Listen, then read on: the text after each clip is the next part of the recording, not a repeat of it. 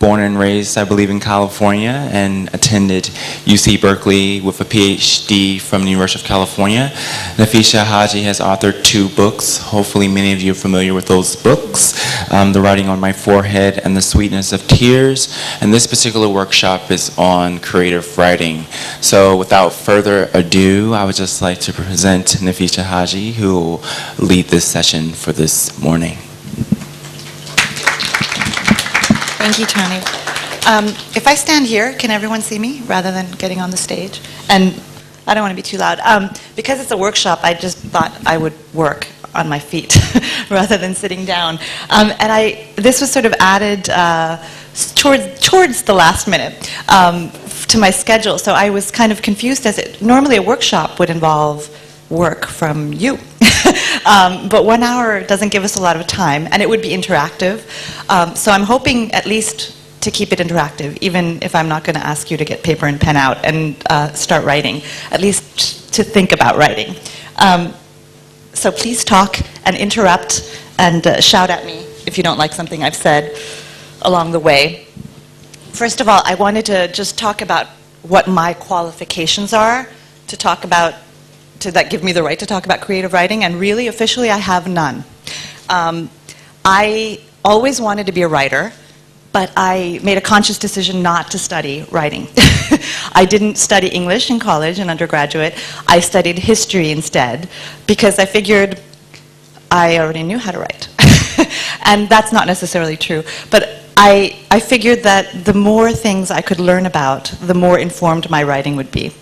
And since those many, many years ago when I was an undergrad, the trend, we've heard about that in other sessions during this literature festival, has been to study writing in a more focused way. There's bachelors of fine arts in creative writing, and there are masters of fine arts, and those are the golden roads to success and publication, at least in the United States, and I think that sort of spills over all over the world. So I did not take the golden road, and that's why I'm saying I'm not qualified to talk about creative writing officially. When people ask me about what it takes to write, I go back to my roots as a classroom teacher. So what I did study was history, and then my graduate degree was in educational leadership, because I was a teacher. And I love that too. So it's not, I've left it behind temporarily, but I get to make up for it by doing things like this. So what I say, going back to being an elementary school teacher, how do children learn to speak? If a child is never spoken to, they will never learn to speak, and that's a fact. It's the way that our brains are built. And the same thing goes for writing. If you're here, you're interested in writing, or you're interested in writing because someone you know is interested in writing, and probably you are, even if you don't want to admit it. Because it would be terribly boring to go and listen to somebody else talk about something that you're not interested in doing.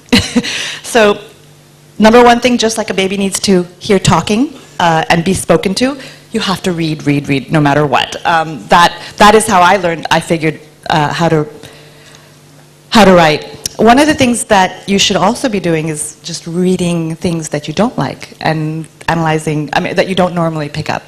And analyzing what you like in terms of what you like about things, what you don't like about things, because that will help clarify your own voice. And these are the basics. But for me, writing is storytelling. Storytelling predates the art of writing, before human beings had pen and paper, papyrus, cuneiform. We were telling stories around fires, we were passing down our information. So it is storytelling, and storytelling has to begin, just like the reading, writing paradigm, with listening. And that the act of writing in order for someone else to hear the story or to read the story that I'm desiring to tell, has to begin with me taking the same journey that I'm asking my readers to do. So if I'm asking them to metaphorically listen to a story that I'm telling, then I have to first engage in that act of listening. So listening is the basis of everything, because everything and everyone has a story, the way I see it, and not just one, but many. And that's why places like this, literature festivals, can be, believe it or not, places of anxiety for writers because we get to meet each other, which is wonderful, but we get to meet each other, which is terrifying. All the insecurity of writing comes out as far as who's writing what and what's this about and what's that, and your competition, because most of us sit around and write in our pajamas at home and we're pretty alone, and so being drawn out of having to get dressed up at all is terrifying, and then to talk to other people who are doing the same thing but doing everything so differently and brilliantly, and there's so much to admire, is always causes anxiety. The thing that helps me lessen my anxiety is knowing that there is no one story to any topic, that every writer in this room could be given the same object and would come up with a completely different story. And that's always important to remember. And we'll talk about that because I'm going to introduce something to you all to think about in terms of stories. So the hardest thing about writing, especially I write novels, I've written short stories too, and the same thing applies. The hardest thing about writing is beginning and finishing and everything in between. But really it is, the beginning part for me involves always not thinking about the huge product ahead of you, not thinking about the big picture, but thinking in small terms, in bite-sized chunks of information. So whether it's a scene that's come to my mind, or a particular piece of dialogue, or one little thing that can be the seed for that big thing, and not concentrating on the big picture because that's where the anxiety rises. So chunks of writing. In fact, I'm just starting to use it. You know, most writers use Microsoft Word or whatever word processors are out there, your basics, if you're writing on a computer. And there's some software that writers have been raving about that is a word processor designed to write novels and screenplays because that's the way it manages the information in little chunks. So you don't have that anxiety of a blank page that could go on forever and ever and ever, and that blank page is pretty terrifying. So always starting small, starting with the little seed, and not having the anxiety of the big picture overcome you is good. And I just want to talk about what happens to me when I have writer's block. And I think this ties into some of the other things. I touched base with some of the other writers who did some creative writing workshops, and it was uncanny how some of the same messages were going on and running through our conversations. The first book that I ever finished was The Writing on My Forehead. I had started many books before that, and always got stuck, and always left it behind. And then when it lays fallow and years later you come back to it, you've outgrown the work. Oftentimes it's very hard to pick up something that you wrote even a couple of years ago. You're older, you're wiser, you're more mature, and your writing looks less wise and less mature than you feel.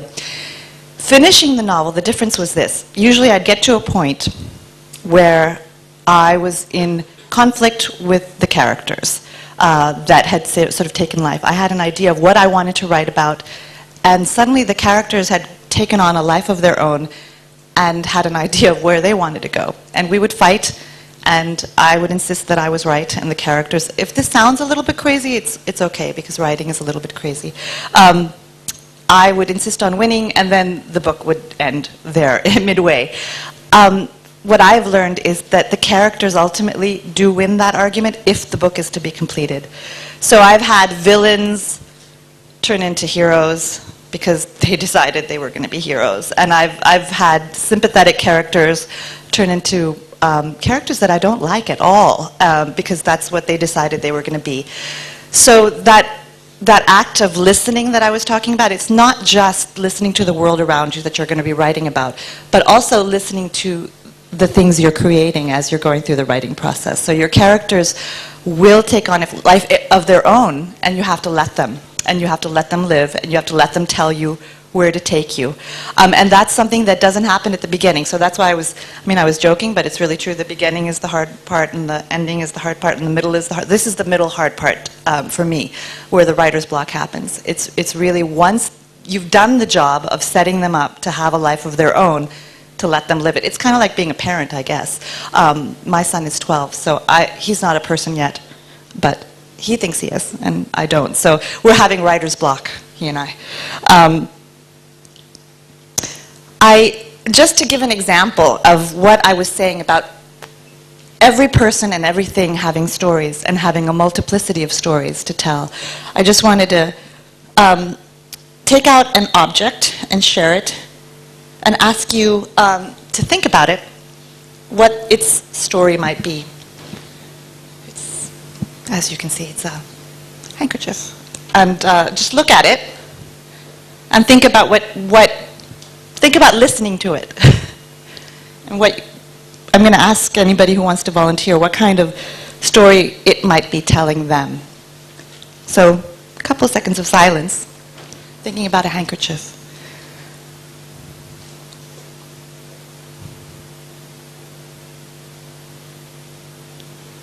And the silence can be broken with anybody who wants to tell me anything about what they may have thought of, that opening scene, that idea. Yes, please. By seeing handkerchiefs, by seeing a handkerchief, I remember the olden days when my mother used to get the gifts of handkerchief. And she used to open the box and there used to be handkerchiefs, but no more handkerchiefs around. Can you see the seed for a beautiful story? There's a relationship, a mother and a daughter. We have characters already. We have a sociological comment you just made about something that used to exist that doesn't. History. More hands? That was beautiful. Thank you. And it wasn't that scary, right? It wasn't that scary to raise your hand and say anything. Yeah, so you're there. Although sometimes writers are the most scared to talk, yes. I don't have that problem. Yes. I feel like Oprah. Thank you. It was a beautiful handkerchief having colors of red, green, bright colors, of course indicating some kind of romanticism. Maybe somebody has given a gift to the other one and their feelings, emotions, everything is there in this handkerchief. I love that. That was, the relationship was only hinted at by your story. Your story was visual and descriptive, and really the object itself was your story. And so you're starting to ask and listen to the story of the handkerchief itself and where it came about. Handkerchief perhaps belongs to a mother who's wiping her son's tears because he hasn't been admitted into a university. He's been rejected from, say, LSE.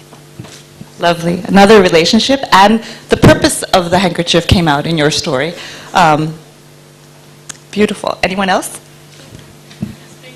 Okay, I'll go here and then I'll come there. Well, I can relate this handkerchief to some sort of heritage thing, which is, now we can find only in the functions or ceremonies. Otherwise, I remember many years back, these were very common in our daily life. So this relates to our heritage as well, to me actually. That's right. It kind of ties back to your first one too, as far as the sociological development of the fact that everybody carried handkerchiefs. And I'm going to go this way. Actually, handkerchiefs has got some historical value as well, because during the freedom movement days, there was a movement called Reshmi Rumal Tehreek. It was a silken handkerchief. It was passed from one person to another, and whoever was ready to touch it, it means the person is showing commitment to the movement. The message was going on silently through that handkerchief. It is a fact, it's recorded in the history, in our freedom movement history. Okay. Have you written about that? Would you please? Because did anybody else know about that? That historical, you did. Okay, so you'd heard. I'm assuming because there's a connection between you. That's wonderful. That's one of those golden nuggets. If you can stumble upon something that has that kind of significance, that's true. Imagine all the stories that could be woven from that nugget. Amazing. I didn't know that. So now I'm going to have to look it up. Is there anyone else who wanted to share anything? This is what I mean. It's the combination of the object itself and you as the lens, because you are part of the story, whether you like it or not, especially when you're writing fiction, even if you're writing nonfiction, because that's being done creatively as well now. You're part of the story because you bring all that you have experienced, all your knowledge, your family history to whatever it is that you happen to be looking at. We could see that in the different stories we heard about the handkerchief. I wanted to actually share the story of the handkerchief and why I happened to bring this artifact to talk about in a writer's workshop, because even though this one was a last minute, I will be holding another writer's workshop elsewhere. So I was thinking about middle school aged kids initially when I brought this. And this had been on my mind ever since I knew I was coming to the Karachi Literature Festival. Was it about a month and a half, or a couple of months ago, where there was a big march, right, Imran Khan, and there was tens of thousands. So suddenly on my mind was this handkerchief, because it has many stories for me. Some of them relate to some of the stories that you shared. This handkerchief belonged to my grandmother. It came into my possession a few months after she passed away. We were at a birthday party in England. I was visiting England. And the birthday party was the first birthday of a child whose grandfather was friends with my grandfather, and that's why I happened to be there. The family was conservative. It was a segregated party. Men were on one side and women were on the other.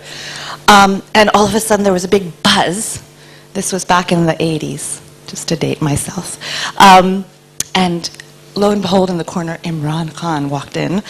He was a guest at the party. And I was, as Tony mentioned, born and raised in the United States. The Pakistan cricket team is the one way that I felt Pakistani. Probably a lot to do with Imran Khan. Those of you of my generation will know that everybody had a crush on Imran Khan at that time. And he was in a different incarnation. He was Mr. Westernized, but good representative of Pakistan. He was cultured and handsome and, you know, of course, the consummate athlete. And there he was in this segregated party, and all the girls on this side were drooling, and my aunt happened to be carrying a purse that belonged to my grandmother, pulled out the handkerchief, and told my cousin, whose name was also Imran, because I couldn't get up and cross that gender line, to get the handkerchief autographed for me. So it says, to Nafisa, best wishes, Imran Khan. So there's politics, there's history, there's family, my grandmother's handkerchief. My grandmother never left the house without a matching purse that had a handkerchief in it and a comb, which is ironic because I don't comb my hair at all. She wouldn't approve of me. And handkerchiefs, we touched on some of the sociological facts that everybody used to carry handkerchiefs, men and women. Women used them as means of inviting courtship. Men used them as a means of delivering courtship, a woman in tears and distress. Mothers and their children. I think Pakistani women still have a sort of nice, convenient substitute in our dupattas. So we use those freely to wipe our children's faces and tears, and they're not necessarily always hygienic. By the end of the day, those dupattas need to be washed, oftentimes. So we have a substitute. But lots of different stories can be told, and I'm fascinated by the ones you came up with. There's a question. Yes. I was just asking that, you know, all these ideas can come to you, but how do you knit it together? Yeah, how do you knit it together? The scenes that mean the most to you are the ones that will stick.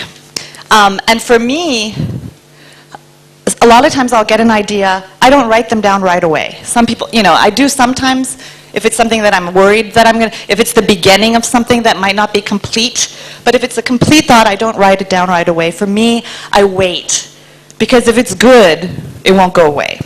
It'll nag at me. It'll stay with me. I'll wake up with it. It will come back maybe even a month later in a more refined form.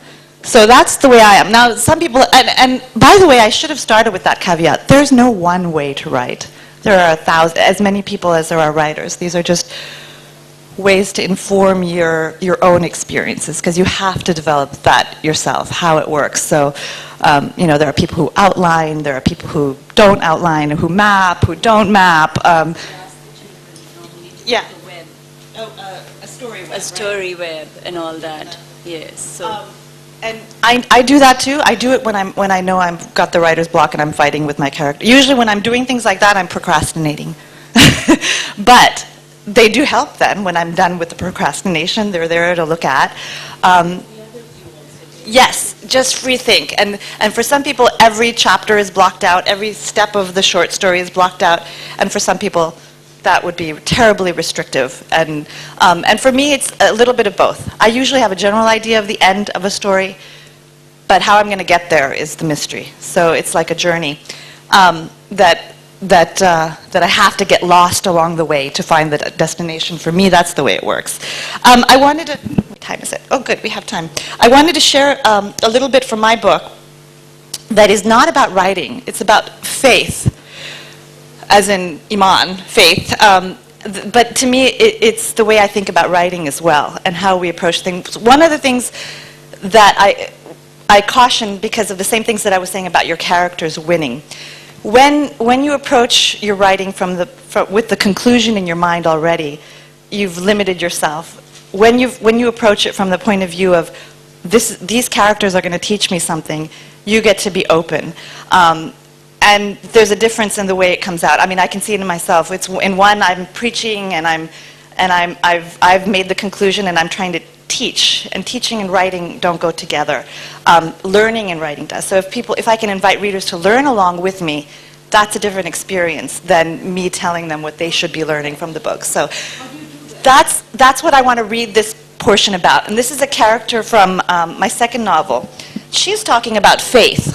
This book was a book about a very conservative, right-wing, religious Christian family, evangelical Christians, and a Muslim family of mixed sectarian heritage from Pakistan, and they're linked in ways they don't realize. And the reason I wanted to write about a Christian family was because living in the West, of course, like it or not, one of the things I'm doing all the time is trying to tell stories about a community, a faith, a culture that has been turned into a one-dimensional caricature of life. And just like anything else, what I love about visiting Pakistan is just walking around malls, streets, looking at families, and seeing in one family the diversity that's represented in terms of dress, level of practice of religion, how it's interpreted, the diversity that you see in ideas, in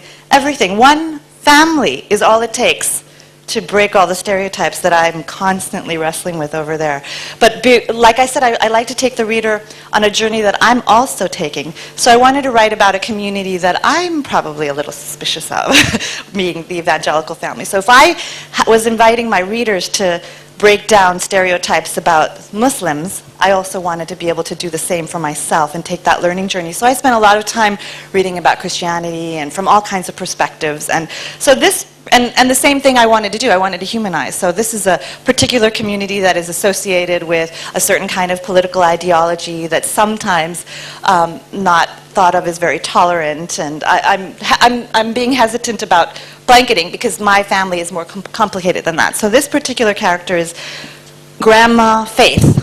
And she's a bit of a rebel, very devout, very religious. She's a missionary. She goes all over the world, a medical missionary, so she gives children shots. But she gets very mad at some of her family and fellow religious missionaries. And so this scene, she's getting mad about how certain they are about their faith and that their religion is the right religion. Feel free to think any of this is familiar because we all know Muslims that are just like that. Certainty is always a dangerous thing, and it's definitely dangerous as a writer because you want to be uncertain. And this is what Faith has to say. And by the way, she travels around the world, so she makes her grandchildren call her different things every year. She's Grandma Faith. She went to Africa and learned that in Swahili, Grandma is Bibi, so that year she was Bibi Faith. She's Abuela Faith. She keeps teaching them different languages. So this year she was Bibi because they were in Africa, and her grandkids went with her. Grandma Bibi Faith stomped off in a tizzy. I found her muttering to herself again way up one of the dirt paths in the village. Nothing worse than the smug smell of certainty. They're all reeking with it. She waved her hands wildly in a way that indicated not just the reporter, but her own son as well. I was quiet for a moment. But isn't certainty a good thing? It's the opposite of doubt, I said, thinking of the wall at camp that had been so hard to climb. It's what faith is all about. Not when it makes you willfully blind to the truth. That's not faith. That's belief. a decision, a line in the sand. It's telling yourself, this is what I believe in, and anything or anybody that doesn't fit is the enemy. If faith isn't belief, then what is it? To me, faith is revelation. And in order to receive revelation, you have to be open. Belief is about closing yourself off, a lie you tell yourself to make the world fit in with how you've decided it should be. Real faith is an action, a verb. It's truth unfolding. You have to let yourself be vulnerable to let that happen. You can't hide from it. You can't run away from it. You can't drown it out, covering your ears while you shout out declarations of belief. That's not faith, that's cowardice, a fear of truth, which is only scary when you're fighting to keep yourself from knowing it. Do you know what the first phrase I learn is when I go to a new place where they speak a language I don't understand? I shook my head, still digesting what she'd already said. I don't understand. I don't know, BB Faith said. It's the most liberating bunch of words you can learn in any language.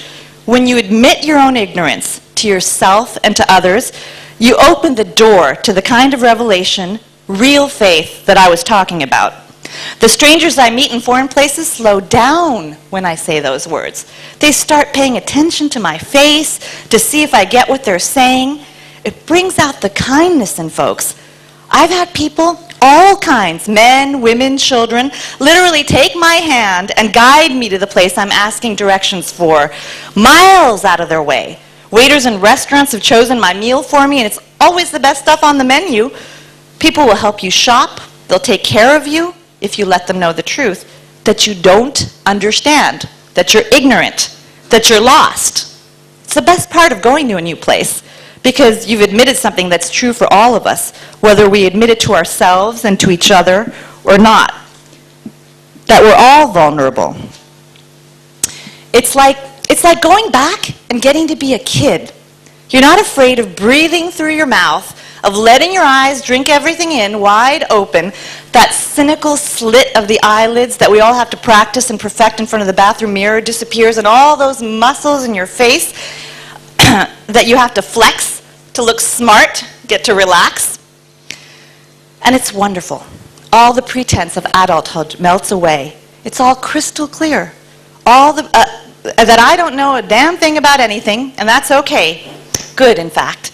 Kind of like what Jesus said in Matthew, unless you change and become like children, you will never enter the kingdom of heaven. Diving into a new place, a new language, that's the closest I've ever come to understanding what that verse means, BB Faith said. So she's talking about faith, but that's kind of thank you. That's kind of my feeling about writing, to approach it from a point of view of ignorance. I don't know. And that takes some doing, because I was a pretty self-righteous young person, as most of us are. We think we know everything by, 16? You've decided, you figured everything out, and then you have to realize, the rest of your life you spend unlearning and realizing how dumb you are, which is good. It's good. So any more questions and answers? We're done, and I'm done with my portion of the presentation, so I would love to hear. Yes? How do you write? Do you write by hand? Do you write on the computer? Does a mind run faster than the words? Yeah, I think I do occasionally. My first novel, I still had the habit of, I had to start by hand. I don't know, it was the process of the slowness, it's my generational thing. The first paragraph, always by hand. And then once I had that first paragraph, I could go straight up on the computer, and that was like, it was like the charge, I could go. But now I'm most of the time I do start on the computer. I'll still go back to a notebook when I'm stuck. And just sort of work it out and rewrite the same thing over and over again. Just the act of rewriting, hopefully getting that jump start. It's kind of like turning the crank of the car when the battery is dead. It'll catch this time. This time it'll catch. And it does. I think it works better. Yes? I have a question.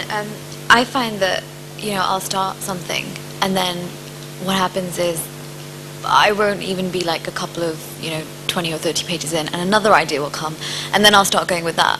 So, what I think is, how do you, apart from discipline, the stamina to sit down and go through the whole story?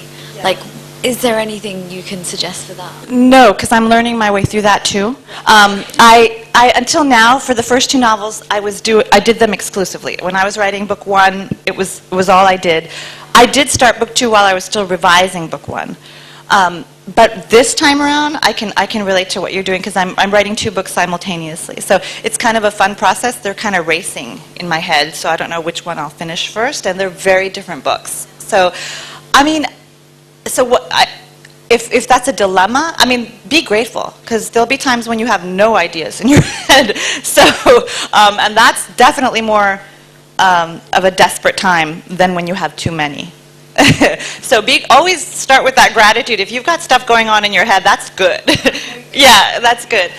And yeah, just keep the simultaneous notes going so you can keep in touch with both. And what I'm hoping will happen for me, and hopefully it'll happen for you too, both will catch on and stay alive, but one will catch on enough that you'll actually have the stamina to finish. So, and it's about form. It's once there's a point where they've gotten to so much form. When I was talking about the characters writing telling me and winning, there comes a point where I'm waking up in the morning going, I wonder what's going to happen next. It's almost like I get to be the reader. Once I have surrendered to the characters and I'm not trying to make them do what I want them to do anymore, when I've let them take on that life that I was talking about, that I resent them for in the beginning, then I get to go along for the ride. And it's when you hit that sweet spot, it's really fun. But it takes a while to get there. Thank you. Yes. Thank you very much. Your conversations are very engaging. I was wondering, as a writer, one is going through a self-reflective process, and at times, does it moreover limit ourselves when we are trying to explore the characters that we want to, or when we are trying to maybe develop a plot, or when we are trying to, or is it moreover a limitation, this self-reflective process, and how can we overcome that barrier as a writer? Because sooner or later, I mean, our writing comes through our observations or experiences. How could we maybe stop or inhibit ourselves from limiting our own exploration process? Okay, I want to make sure I understand what you're saying. So, being writers, we're self-reflective, and you don't want the self-reflection to get in the way of the development of your characters. Is that what you meant? Okay. Not to hamper that exploration process, and maybe we could go beyond ourselves. Are you talking about like self-consciousness? Yes, no, everything Yeah. is self-consciousness, our values, our beliefs, Yeah. our scope of faith. Yeah, I mean, it's very subjective. I agree. There are some universal factors, yes, but then again, moreover, we are moving or revolving around the world that we have experienced. Absolutely. We wanted. And I think you shouldn't fight that. That's just a given. You are the product of everything that the universe has put into making you, including generations of ancestors and the place you were born and the culture you were born into and the faith you were born into, whether you kept it or not, or refined it or changed it, edited it, whatever that is. So there's no reason to hide from that. I think that is, when we were talking about the handkerchief, that is what gives you the ability to flavor the way you look at things. So if you're trying to escape, it's almost like the journalist's dilemma of objectivity. I don't buy that. There's no such thing, and we live in a world where we darn well know that. We know that what channel. I'm not as familiar with Pakistani media other than the traditional Dawn and things like that, and I follow that on Twitter, so just to keep abreast. But we know that the channel you watch, the newspaper you read, it's all filtered through a particular worldview and class, and you can't hide from it. I think you have to acknowledge it, park it somewhere, and then there is, I think, a responsibility. I'm not knocking the idea of objectivity, but objectivity has to be understood within the context of the fact that there are some things you're just not even going to be aware of that you're bringing to your writing. And as far as the self-consciousness, the other thing I really try and do is inhabit the characters. And so that was what was fun about writing that second book, was there were characters that were completely alien to my experience in terms of myself. I mean, I've encountered evangelical Christians in the world, but I really wanted to inhabit that world in my head. And I think, in a way, especially writers who are into dialogue and character development, I think that they're frustrated actors in some way. Because what you're doing is you're acting, but you're just doing it in the privacy of your own home without an audience. Your audience comes later. So there are times when I read aloud every single thing I write to at least 2 people intimately acquainted, my spouse and my mother, who will never say anything mean. Well, sometimes they will, but it's not mean, it's well meant. And I'll fight with them, and then I'll do exactly, especially my husband. I, disagree with everything he says critically, and then do exactly what he says because he's always right. Darn it. But I think it's good to go with it, and I think that living, that inhabiting the skin, and ultimately, isn't that why we all love to read? I mean, you're here at the Literature Festival, you're here in this session, so I know you have an interest in writing. But the reason you're here is because you love to read, and what reading has done for all of us is given us the opportunity, as much as it is possible, to live somebody else's truth. When we read something completely alien, we do that. And so that's what you want to give to your reader. I'll do here and there, then, is the ability to live to their truth. To live in another truth. So you don't want to hide from that, too. So thank you. Good question. Complicated one. I read a lot of books, and I want to write books for young children. So can you please guide how to start writing for young children? Okay. So what grade are you in?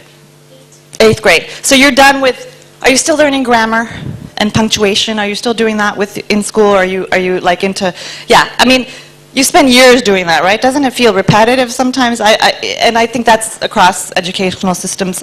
Even as a teacher, I felt sorry for the kids. How many times they had to learn about nouns and verbs and agreement and subject.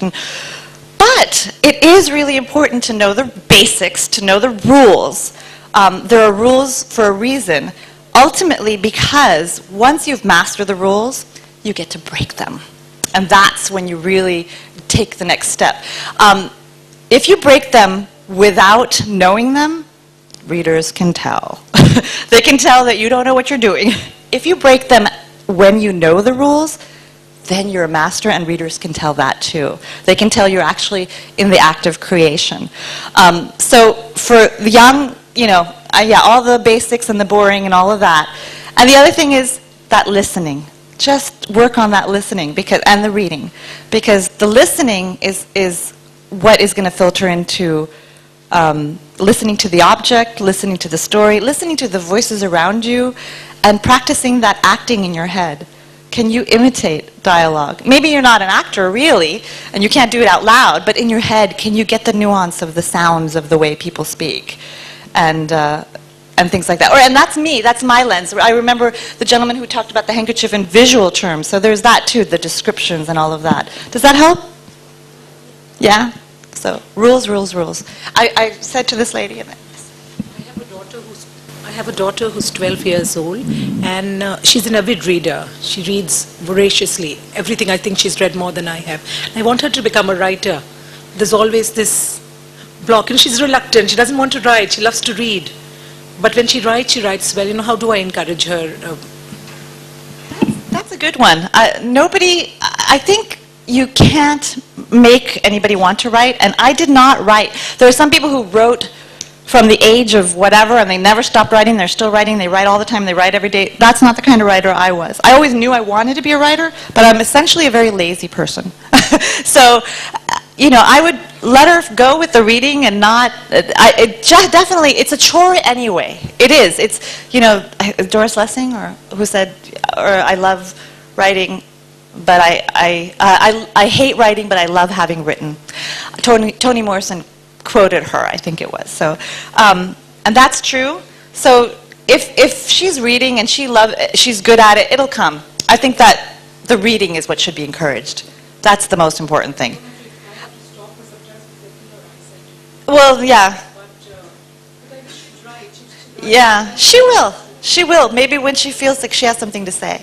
And I wasn't one of those who was writing and submitting for contests and doing. There's a lot of pressure to be at a very young age, and I believe in the caterpillar and the butterfly. So we have to let the caterpillars in the cocoon have their privacy, and then when they burst forth, and there's no poking or prodding you can do to that cocoon that's going to speed anything up. When it's ready, it's going to open and it will be beautiful. So, does that help?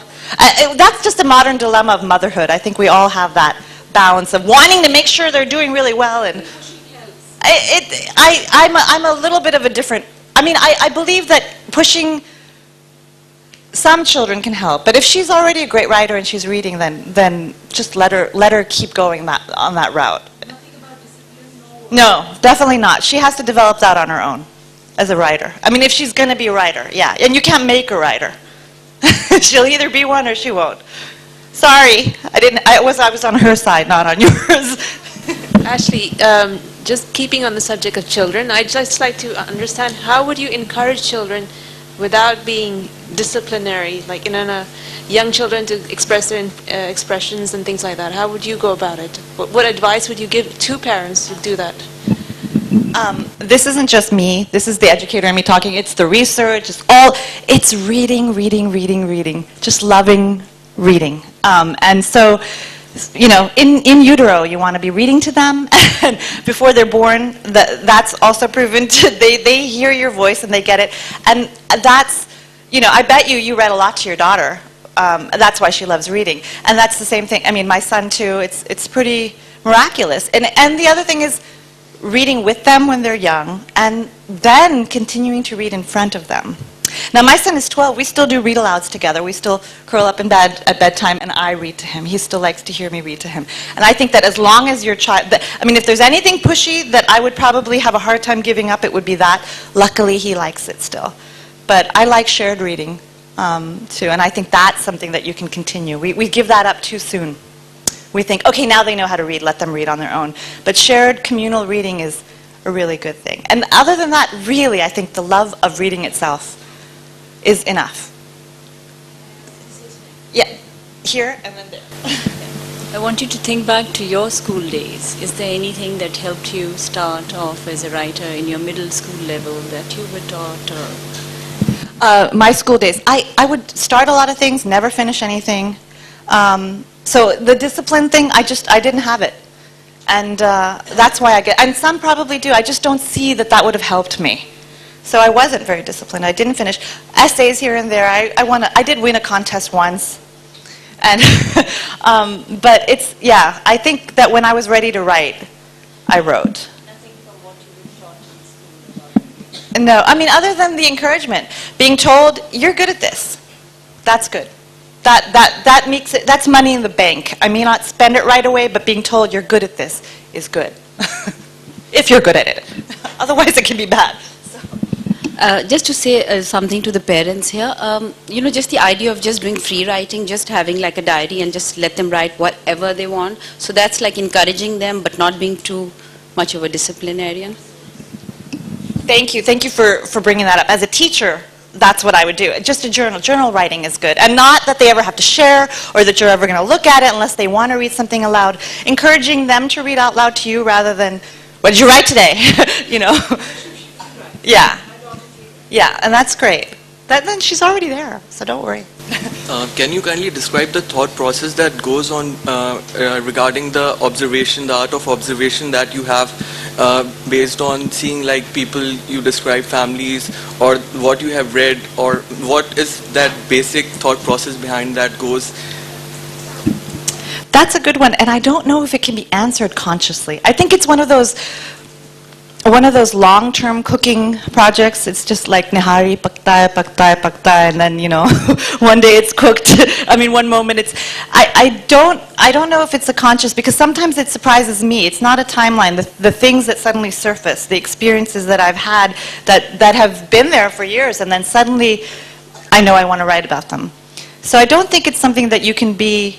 Well, for me, my experience is not something you can be aware of. Or something that you know is interesting and you go, I'm going to think about that, but I can't think about it now, or it's too fresh and you just sort of park it away.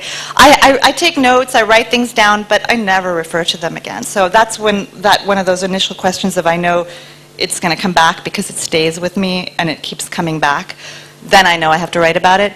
But the thought process is just too intuitive for me to consciously talk about, I think. Sorry.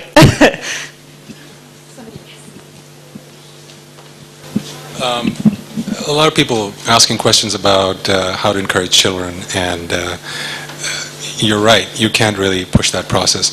But one of the things we found that's very useful is free writing. So what we do with a 10-year-old is we both sit down and write for about 90 seconds, whatever comes into our minds. And that gets them over that first paragraph, fear.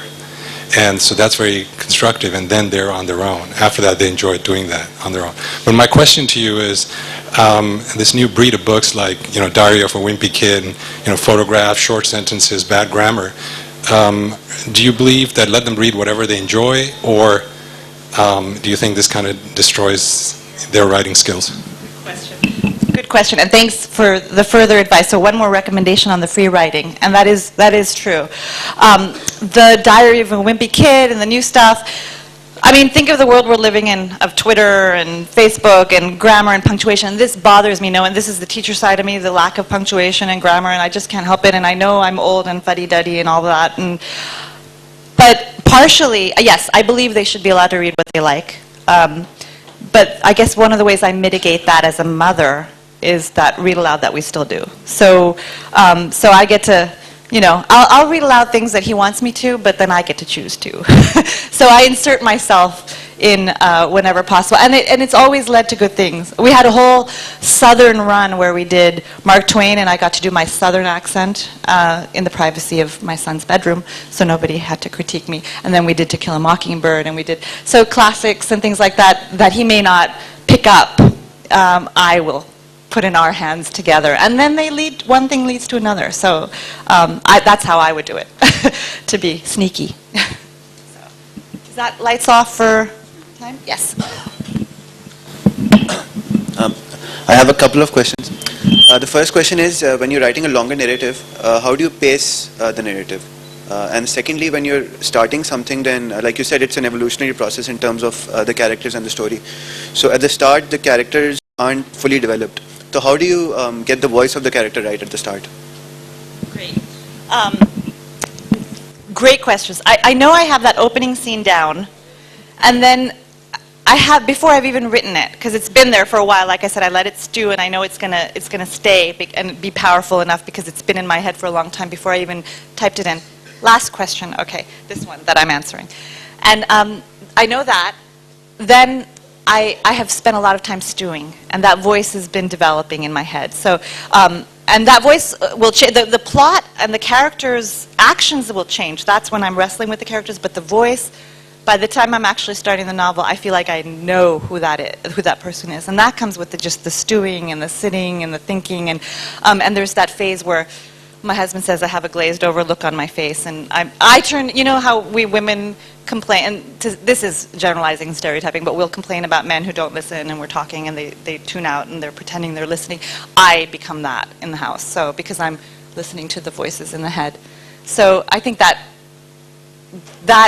for me, that happens before I'm actually there. And then it has to readjust along the way. That's when I have stoppages and blockages. So thank you. Thank you so much. This was wonderful. Thank you for coming.